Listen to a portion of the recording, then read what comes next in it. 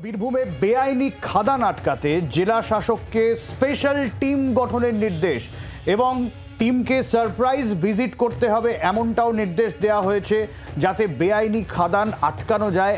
দীর্ঘদিন ধরে এই অভিযোগ উঠেছে এবং আলাদা করে টিম গঠন করে এই বিষয়টা যাতে পর্যাপ্ত পুলিশের নিরাপত্তাও দেওয়া যায় আর সেইটা দেখার নির্দেশ দিয়েছে পুলিশ সুপার। এই গোটা বিষয়টা দেখার নির্দেশ দিয়েছেন।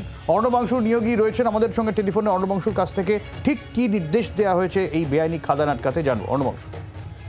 শুভসংখ্যী সেটা হচ্ছে আমরা যে মামলাকারী জনস্বার্থ মামলা তার বক্তব্য বীরভূমে একটি রোড ভিলেজ রোড, সেই রোডটা বিপর্যস্ত হচ্ছে বিভিন্ন লরির কারণে।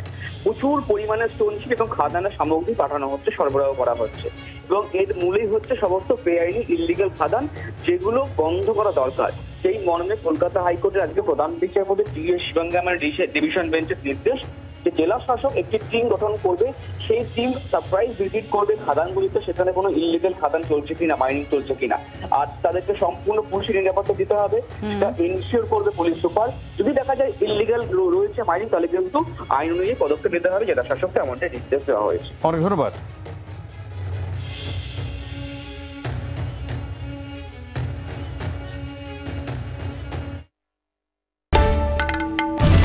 বাংলার আওয়াজ, বাঙালির আবেগ, জি 24 ঘন্টা।